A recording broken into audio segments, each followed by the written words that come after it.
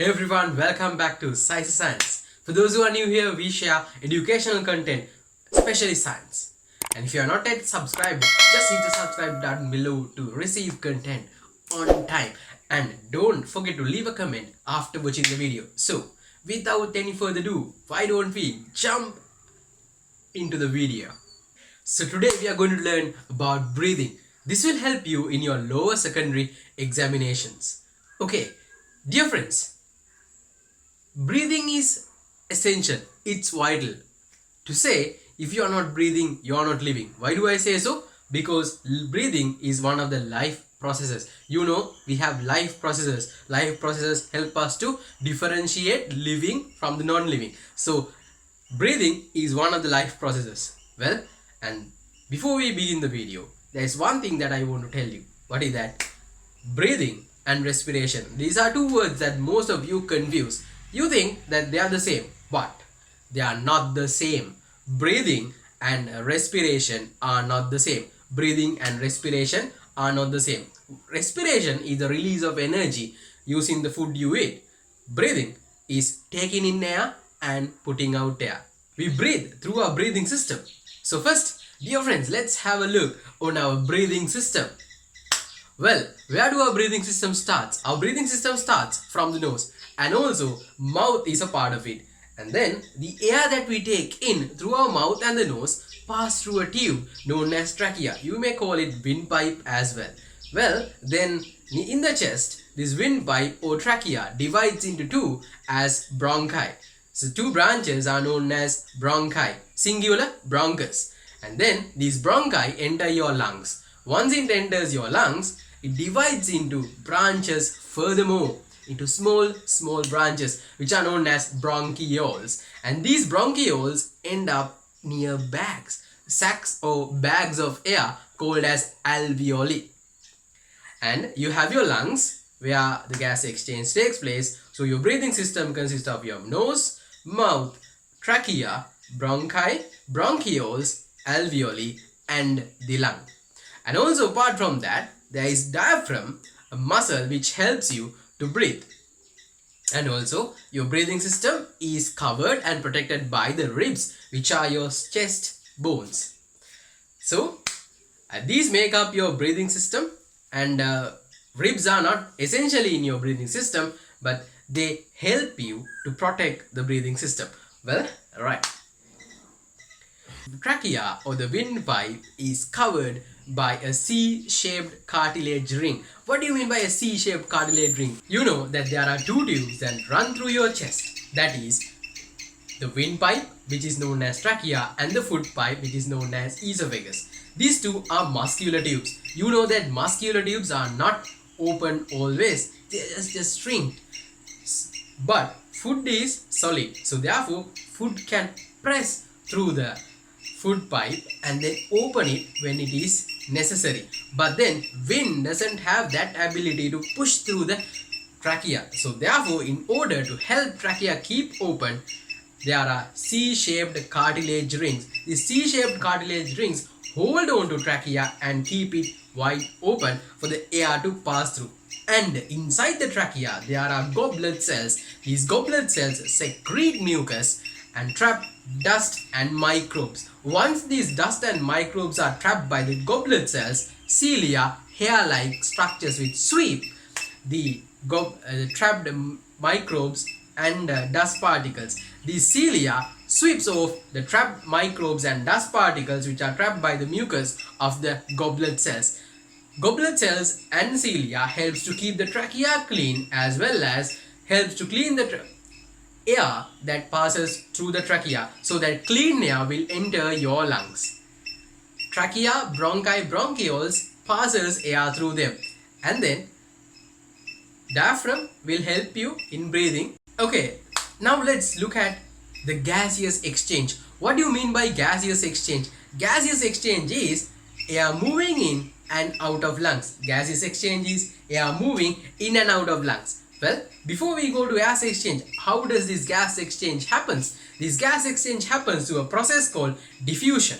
What do you mean by diffusion? Diffusion is the movement of particles from high concentration to low concentration. What do you mean by high concentration? High concentration is when a lot of particles are there in a particular volume. Low concentration is when there are less number of particles in a particular volume. So a place where there are more particles is known as higher concentration. Always air will pass from higher concentration to lower concentration. This concentration will be affected by the concentration gradient, which means the difference in the concentrations of the difference in the concentrations of the two places. Higher the difference, faster the diffusion. Okay, so where does this gas exchange takes place? We breathe so that oxygen is passed into our blood and carbon dioxide is taken from blood. Where does this happen? This happens at the magical place, the site of exchange of gases known as alveoli. There are millions of alveoli in your small lung, right? Can you ever imagine, my dear friends, there are millions of alveoli. These alveoli are bubble-like, sac-like structures where air is filled into it.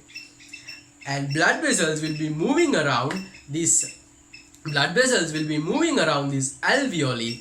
The air in the alveoli is rich in oxygen and the air in the blood vessels are rich in carbon dioxide. So there are more number of oxygen particles in the alveoli and there are higher number of carbon dioxide particles in blood vessels. So oxygen and carbon dioxide will be exchanged. Oxygen will move from alveoli to blood and carbon dioxide will be moving from blood to alveoli. That's how the gas exchange takes place. And your alveoli have some adaptations. Which facilitate or faster this process. What are they? First, each alveoli is well ventilated, which means they have a good air supply. That we already know.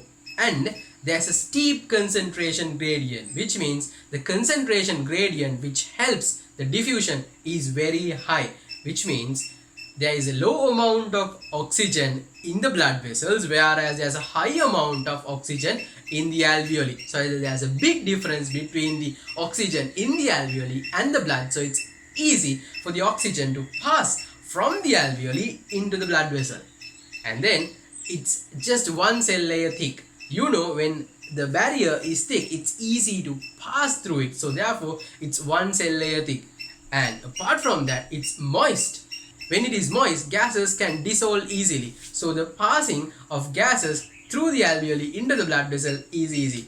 And apart from that, there is a very good blood supply because blood is the medium which carries oxygen throughout the system. So therefore, you should have a good blood supply so that the alveoli can distribute oxygen very efficiently into the blood. Is this all? No, not only humans, other animals too have different gas exchange surfaces. They have different gas exchange surfaces. If you look at a fish, it has gills. If you look at insects, it's having a different way of gas exchange. There are spiracle holes in the body of the insect called spiracles. They will lead into tubes called trachea, which will end up in air sacs. Not only that, even plants have to breathe because they are living things. They breathe through stomata. Breathing is moving in air and moving out air of your lungs. Well, this happens through an amazing process in your body. First of all, when you want to inhale like that, your ribs, the muscles in the ribs contract and your diaphragm will flatten. Muscles in the ribs contract, the diaphragm will flatten. So when the muscles in the ribs contract and the diaphragm flattens, your chest cavity, the volume of the chest cavity increases, and then the volume of the lungs increases. When the volume of the lungs increases, the pressure in the lungs decreases below the outside pressure. Now there is low pressure inside and high pressure outside. So let's recall that again. Diaphragm flattens. Muscles in the ribs contract. Volume of the chest cavity increases. Volume of the lungs increases. Pressure in the lungs. Now there is low pressure inside and high pressure. Always the air will move from high pressure to low pressure so that air will move into your lungs. And when you want to exhale, what should you do? You shouldn't do anything.